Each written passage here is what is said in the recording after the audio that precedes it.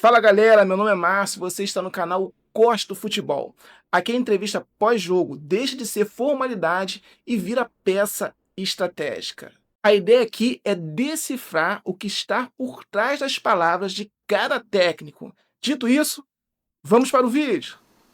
Em relação a esse aspecto defensivo, eu acredito que uma equipa da qualidade do Flamengo também tem que ter essa variável, que é defender bem e estar bem colocada dentro de campo. Preste atenção nessa expressão. Uma equipe de qualidade como o Flamengo. O que o Léo Jardim aqui quer dizer? Que uma equipe como o Flamengo, com o seu nível, deve ter um nível de exigência acima da média. Então ele diz isso implicitamente no discurso. Qual é a sua Qual- característica? Você pensa em ter um time base ou dois times base ou mudar conforme o jogo? Sinceramente, eu não gosto de divisão. E quando nós temos dois times, estamos a fazer uma divisão do elenco. Eu não Aqui sou para... mostra a maturidade do técnico Léo Jardim. Ele fala: não gosto de divisões. Ele já está esperto em relação àquelas frasezinhas que os jornalistas colocam. O que ele quer dizer? Ele não quer colocar time A, que é o time titular, contra os reservas. Ele deixa isso muito bem claro, que todos os jogadores serão utilizados, todos têm a sua importância, e sim, os jogadores eles serão utilizados efetivamente, porque, como já foi observado, ele pratica o rodízio. Ele realmente ele pega o jogador e coloca para descansar. Ele realmente usa a equipe como um todo, não é só um jargão. Mas ele fica bem claro na palavra dele: não gosto de divisões. Ele tem uma preocupação muito grande em relação à unificação da equipe como forma de controle. Vocês sabem que eu não gosto muito de individualizar, mas com certeza que o Léo tem sido um jogador importante, já no passado e no presente, não é somente agora que eu estou. Ele foi um jogador importante nas últimas conquistas do Flamengo. E voltar a referenciar, para mim, todos os jogadores que jogam mais no Flamengo são candidatos a entrar na seleção. Estava-me a falar do Pedro na última vez, do Pedro, o Paquetá, o Léo, o Ortiz, todos estes jogadores de nível que jogam mais têm lugar na seleção brasileira, como os outros têm lugar na Colômbia, no Equador, no Chile e no Uruguai, em todas as outras seleções. Aqui eu quero observar novamente a inteligência do Léo Jardim. Ele não caiu na armadilha da individualização. Muitos técnicos caem, onde eles pegam, o jornalista cita um destaque, que no caso, nesse jogo foi o Léo Pereira, mas o técnico fica minutos fazendo elogios sobre o comportamento do jogador, valorizando aquele jogador. O Léo Jardim diz: não gosto de individualizações. Ele faz um breve elogio ao jogador Léo Pereira, que fez um ótimo jogo, excelente jogo, e começa a citar outros jogadores, como Paquetá, Pedro e muitos outros jogadores, ou seja, ele expande o radar visualizando a equipe.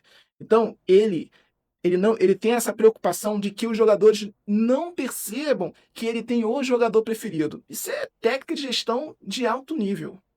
Mas posso-vos dizer que este jogo, além de ser um clássico, não é? E ser um jogo importante, nós tínhamos um handicap que era em 7 dias fizemos 3 jogos, enquanto que o adversário nos 7 dias fez o jogo da Libertadores. Isto era simplesmente o segundo jogo. E a nossa carga, em termos físicos e desgaste dos jogadores, era maior. Com certeza eu gostava de ter jogado somente amanhã para ter mais um dia de recuperação, visto que o jogo do Remo é só na quinta-feira, mas não foi possível e tivemos que jogar estes 3 jogos. E não... Aqui o Léo Jardim, ele utiliza um argumento também que considero bastante inteligente e justificável até, eu concordo, que é o fator handicap. Ele justifica que foram 3 jogos no período de 7 dias, o que justifica a queda de rendimento no segundo tempo. Foi uma espécie de gestão de sobrevivência. Ele admite que o time, sim, diminuiu o ritmo, tirou os jogadores, ele procurou pedir que os jogadores realmente é, reduzissem a vontade, ou seja, diminuíssem a energia no jogo e mais buscassem controlar o jogo. Então, foi interessante, ou seja, ele quis justificar isso, que não foi a falta de motivação, mas sim a gestão de sobrevivência. Em relação à posse de bola, Sinceramente, eu não sou um treinador que admiro muito a posse de bola estéril, que é aquela posse de bola que vão rodando atrás e o adversário vai ficando no seu espaço e a bola vai sendo rodada atrás ou frente. Eu acredito que a posse de bola tem sempre um objetivo, o objetivo de criar o espaço ou criar a superioridade em relação àquilo que é o adversário. Que mostra uma análise bem interessante do Léo Jardins, que a torcida está em total alinhamento, né? Que é o posse de bola estéreo, essa expressão que ele utiliza, né? Que é o frame da bola útil, que é o que ele quer propor. Ou seja, a ideia é que o Flamengo, segundo ele tem que ser um time propositivo e objetivo. Uma vez que ele tem a posse de bola, ele tem que ter uma finalidade e executar objetivamente aquela finalidade, que é em direção ao gol e chutar o gol. Então, é o frame de bola objetivo. E não é aquele famoso arame liso, que o time tem 60%, 70% de posse de bola, tem o controle do jogo, mas ele não tem objetividade, ele não conclui aquilo que se propõe a fazer. Ele simplesmente só tem o controle de posse de bola. E isso é bastante interessante porque vamos esquecer os aspectos táticos. É um conceito, é uma premissa que o Léo Jardim tem. Ele entende que uma vez que o time tem a posse de bola, ele tem que desenvolver uma estratégia para que ele possa agir objetivamente. Então não há como esperar que o Flamengo vai ter sempre maior posse de bola, porque é um time objetivo, ele não fica com a bola esquentando no pé. E isso a torcida vai ter que entender que em muitos jogos o Flamengo não vai ter o controle, não vai ter o domínio do jogo, mas ele vai ter maior volume de ações contra o time adversário. Essa é a ideia. Eu queria saber, a gente consegue já ver uma evolução na sua equipe dentro do campo, mas como que você analisa esse seu começo no Flamengo? Digamos assim, o seu time está quantos por cento do ideal que você planeja? Está 50%, 60%, 70%, seja quanto for? E quando você espera estar no 100% no ideal que você planeja para a equipe do Flamengo? Obrigado. Em relação à performance, que foi estes 3 jogos, tivemos a 100%. Mas Olha que sacada. O Leonardo Jardim foi perguntado sobre o desenvolvimento físico dos atletas. E ele falou que 100% do momento. Ou seja, ele não estabeleceu um teto. Isso é muito legal. E também não deu uma visualização do que, tipo assim, tá 50%, 60%, 70%. Isso acaba meio que limitando os jogadores mentalmente. É como se tivesse assim, não há limite. Já tá no 100% no momento, mas eu quero no outro jogo um 100% mais acima. No outro jogo, um 100% mais acima.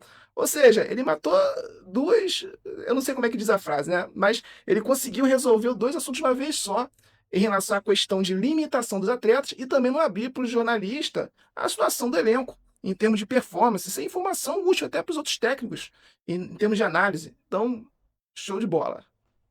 Boa noite, Rodrigo Ramos, RN. Parabéns pela vitória contundente no clássico, né? Clássico importante. Eu queria saber como você conseguiu, em tão pouco tempo, colocar algumas ideias suas em jogo. Como eu vejo aqui uma verticalidade, uma defesa consistente também. E eu queria saber, o Flamengo vai ter uma parada aí, data FIFA, umas paradas também, Copa do Mundo. Qual o tempo que você idealiza que o Flamengo jogue totalmente ao modo Leonardo Jardim de jogar?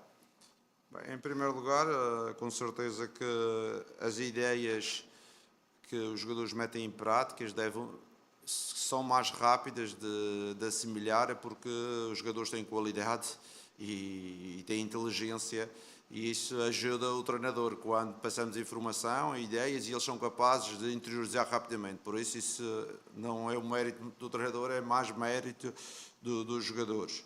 Em relação Aqui, novamente, o Léo Jardim mostra sua preocupação na sua relação com a equipe. É a questão do mérito que o jornalista perguntou. Qual o mérito dele na evolução da equipe? Ele tratou de objetivamente elogiar a inteligência e qualidade dos jogadores. Ele praticamente tirou os seus méritos e colocou para frente e projetou os jogadores. Isso é uma forma muito inteligente de você trazer a equipe para vocês. E eu entendo o seguinte, tá? Como gestor, que eu também trabalho com equipes, que a melhor forma de você conseguir fazer com que a equipe compre você é você sumir o máximo possível e você projetar o máximo possível a sua equipe. E fica tranquilo que quando a equipe acaba sendo projetada, automaticamente, mesmo que você está no bastidores, você acaba tendo a sua dose de visibilidade. Você não precisa estar à frente.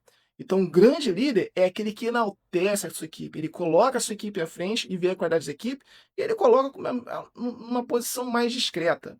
E é o que o Léo Jardim fez e parece que é algo que ele pratica.